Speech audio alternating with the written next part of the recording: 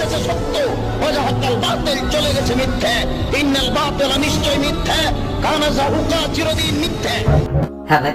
আসসালামু আলাইকুম। ওয়ালাইকুম আসসালাম ওয়া রাহমাতুল্লাহ। কিছুদিন আগে ডেনমার্কে একটা ঘটনা ঘটেছিল কিছু কার্টুন নিয়ে। পৃথিবী জুড়ে সবাই এটা নিন্দা করেছিল। সেখানে নবী মোহাম্মদ সাল্লাল্লাহু আলাইহি সাল্লামকে ব্যঙ্গ করে কিছু কার্টুন ছাপা হয়েছিল। আর এখানে আমাদের কি করা উচিত যখন এমন ঘটনা ঘটে যেটা আমাদের জন্য অপমানজনক? এরকম একটা ঘটনা ঘটেছিল কয়েক মাস আগে ডেনমার্কে, তারপর কয়েক সপ্তাহ আগে আবার ছাপানো হয়েছে নবীজির বিরুদ্ধে। ঘটনাটা এরকম যে 2005 সালের 30 সেপ্টেম্বর একটা ড্যানিশ খবরের কাগজে ছাপা হয়েছিল 12টা কার্টুন নবীজি মুহাম্মদ সাল্লাল্লাহু আলাইহি ওয়াসাল্লামের ক্যারিকেচার, যেগুলো ব্যঙ্গ করে আঁকা হয়েছিল, অপমানজনক ছিল। কার্টুনগুলো নবীজিকে অবমাননা করেছিল। একটা কার্টুনে ছিল তিনি একটা পাগড়ি পরে আছেন, তার উপরে একটা টাইম বোম। এছাড়া বাকি কার্টুনগুলো একই রকম ছিল। আপনার প্রশ্ন ছিল যে আমরা মুসলিমরা এসব ক্ষেত্রে কিভাবে আমাদের প্রতিক্রিয়া জানাবো। এরকম ঘটনা আগেও ঘটেছে। সালমান রুশদিকে নিয়ে এমন হয়েছে, তাসনিমা নাসরিনকে নিয়েও হয়েছে, আমেরিকাতেও এমন হয়েছে, নবীজিকে ব্যঙ্গ করা হয়েছিল। আর টাইম ম্যাগাজিনে ছাপানো একটা রিপোর্ট অনুযায়ী ছাপানো হয়েছিল 1979 সালের 16 এপ্রিলে যে গত 150 বছরের মধ্যে 1800 থেকে 1950 সালের মধ্যে ইসলামের বিরুদ্ধে 60,000-এর বেশি বই লেখা হয়েছে। তার মানে প্রতিদিন একটারও বেশি বই লেখা হয়েছে এই 150 বছরের মধ্যে। 9/11 এর পরে এই জিনিসটা অনেক বেড়ে গেছে। হয়তো একদিনে কয়েকটা বই লেখা হয়েছে। প্রত্যেকদিন অনেক আর্টিকেল ছাপা হয় পুরো পৃথিবী জুড়ে। হতে পারে ইন্টারনেটে, হতে পারে খবরের কাগজে, হতে পারে স্যাটেলাইট চ্যানেলে, অথবা হতে পারে কোনো বই বা বুকলেট। এটার পরিমাণ অনেক বেড়ে গেছে। এখন মুসলিমরা কিভাবে জবাব দেবে যখন যখন এরকম অপমানজনক কিছু মিডিয়ায় প্রচার করা হয়, হতে পারে টেলিভিশনে, হতে পারে প্রিন্ট মিডিয়ায় ইত্যাদি, সেখানে হয়তো আমাদের নবীজিকে অপমান করা হচ্ছে। মুসলিমরা কিভাবে প্রতিবাদ জানাবে? এখানে এক একজন এক এক মত দেবেন। তবে আমার কাছে জিজ্ঞেস করলে আমি বলবো, যদি আপনি সামগ্রিক ভাবে দেখেন মুসলিমরা যেভাবে প্রতিবাদ জানাতে পারে, এই ধরনের ঘটনা ঘটলে, ইসলামের বিরুদ্ধে অপমানজনক কিছু প্রচার করা হলে, নবীজিকে ব্যঙ্গ করা হলে, প্রতিবাদের পদ্ধতিকে মোট 6 ভাগে ভাগ করা যায়। কিভাবে জবাব দেবেন? প্রথম পদ্ধতিটা হলো মিডিয়ার উত্তর দেয়া, ভুল ধারণাটা ভাঙার চেষ্টা করেন। আর স্যাটেলাইট টেলিভিশন এজন্য খুব ভালো একটা মিডিয়া। এছাড়া হচ্ছে খবরের কাগজ, ম্যাগাজিন, বই লিখতে পারেন, ইন্টারনেটে লিখতে পারেন, বুকলেট বিলি করতে পারেন। তাহলে 1 নম্বর, মিডিয়ায় উত্তর দেন, ভুল ধারণাটা ভেঙে দেন। পৃথিবীর যে কোনো দেশে এই ঘটনা ঘটুক, হোক সেটা কোনো মুসলিম দেশ বা অমুসলিম দেশ, ইসলামকে ব্যঙ্গ করা হলে, নবীজিকে ব্যঙ্গ করা হলে, সেটা পৃথিবীর যেখানেই ঘটুক, যে কোনো মুসলিম এটার প্রতিবাদ করতে পারবে, হোক সেটা কোনো মুসলিম দেশ বা অমুসলিম দেশ। তাহলে প্রথম নিয়মে পৃথিবীর যে কোনো জায়গায় প্রতিবাদ জানাতে পারেন। ইসলাম বা নবীজিকে ব্যঙ্গ করার ঘটনা যেখানেই ঘটুক, হোক সেটা মুসলিম বা অমুসলিম দেশ। প্রথমটা হলো মিডিয়া। 2 নম্বর, শান্তিপূর্ণভাবে প্রতিবাদ জানানো। সেটা হতে পারে সভা সমাবেশ, অথবা সে দেশের কর্তৃপক্ষকে জানানো যে এরকম ঘটনা ঘটেছে। যেমন ডেনমার্কে শান্তিপূর্ণ প্রতিবাদ মিছিল বের করা হয়েছিল, ডেনমার্কের প্রধানমন্ত্রীকে এটা জানানো হয়েছিল ইত্যাদি।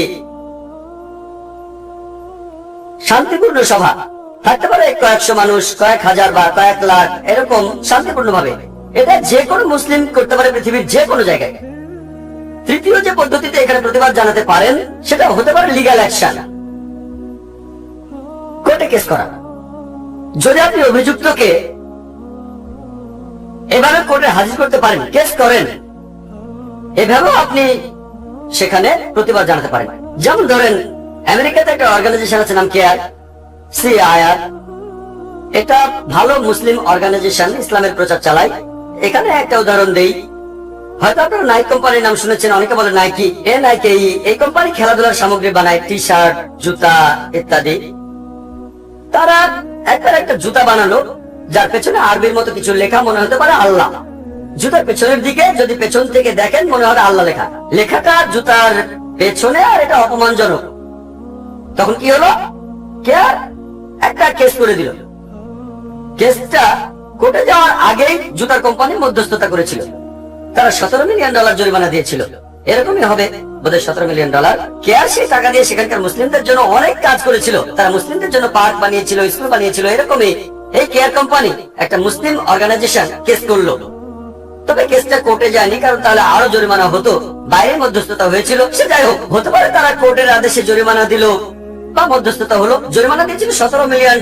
মাশাআল্লাহ, টাকার পরিমাণ অনেক, অনেক টাকা, 80 কোটি রুপিরও বেশি। চিন্তা করতে পারেন। $17 মিলিয়ন। জুতোগুলো সরিয়ে ফেললো, নাইকি কোম্পানি জুতোগুলো সরিয়ে ফেললো, নতুন আর বানালো না। এরকম লিগ্যাল অ্যাকশন। তাহলে এরকম কোন ঘটনা ঘটলে কোর্টে গিয়ে কেস করতে পারেন। তবে কিছু দেশে কাজ হবে না, যেমন ইন্ডিয়ায় কেস করে ফল পাওয়ার সম্ভাবনা খুবই কম। অবস্থা এরকম যে কেস চলবে 10 বছর বা 20 বছর, তাহলে দেশটাকে দেখতে হবে। আমেরিকার আইন খুবই কড়া, নিয়ম কানুন আছে, ফলও পেতে পারেন। এটা পরিস্থিতি বলে দেবে। প্রথম আর দ্বিতীয় পদ্ধতিটা পৃথিবীর যে কোনো জায়গায় করা যায়। মিডিয়ার উত্তর দেয়া, ভুল ধারণা ভেঙে দেয়া, চিঠি লেখা, বই ছাপানো যে আমাদের নবীজি সাল্লাল্লাহু আলাইহি ওয়াসাল্লাম আসলে কেমন ছিলেন। 2 নম্বর শান্তিপূর্ণ প্রতিবাদ। 3 নম্বর লিগ্যাল অ্যাকশন, কোর্টে কেস করা। সেই দেশে কেস করে যদি লাভ হয়, লাভ না হলে অন্তত চেষ্টা করে দেখতে পারেন। এভাবে মানুষকে সচেতন করার চেষ্টা করেন। 4 নম্বর পদ্ধতিটা অর্থনৈতিক ভাবে চাপ দেয়া অথবা ব্যবসায়িক চাপ। এটা হয়তো সব দেশে প্রয়োগ করা যাবে না, তবে এটা করতে পারেন যে সেই দেশের পণ্য সামগ্রী যেগুলো বয়কট করা যেতে পারে, যদি সে দেশে ঘটনা ঘটে, অথবা ধরেন সে দেশের প্রধানমন্ত্রী এটা নিন্দা করছে না, সমর্থন করছে, তার মানে তিনিও এটা একটা অংশ, তাহলে বয়কট করেন। যেমন আপনারা হয়তো জানেন, উপসাগরীয় যুদ্ধের সময় মধ্যপ্রাচ্যের অনেক দেশে আমেরিকান পণ্য সামগ্রী বয়কট করা হয়েছিল। সে সময় আমেরিকার অর্থনৈতিক অনেক ক্ষতি হয়েছিল। এটা হলো অর্থনৈতিক চাপ দেওয়া বা পণ্য বয়কট করা। এটা থেকে আপত্তি জানাবে না, তবে এটা পরিস্থিতির উপর নির্ভর করে। ধরেন এখন বললাম আমরা আমেরিকার পণ্য বয়কট করব, কিন্তু আমরা সংখ্যায় কম, কোনো লাভ হবে না। যদি এটা ফলপ্রসূ হয়, অর্থনীতিতে প্রভাব ফেলে, করেন। এটা হলো 4র্থ পদ্ধতি। 5ম হতে পারে রাজনৈতিক চাপ দেয়া।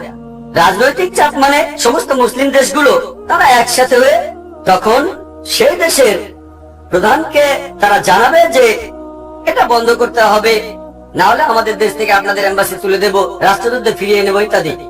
তাহলে এটা হলো 5 নম্বর পদ্ধতি, রাজনৈতিক চাপ সরাসরি।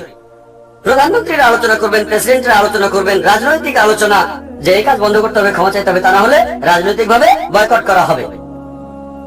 সর্বশেষ 6 নম্বর পদ্ধতি, প্রতিবাদ করা বা এমন কিছু আঘাত করে।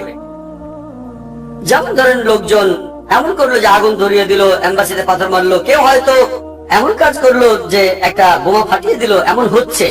প্রথম 5টা পদ্ধতিতে কোনো সমস্যা নেই, কেউ আপত্তি জানাবে না। মানুষ এভাবে প্রতিবাদ জানাচ্ছে, আপত্তি জানাবে কেন? এটা বাক স্বাধীনতা। তাহলে আমাদের উত্তর দেওয়ার স্বাধীনতা আছে।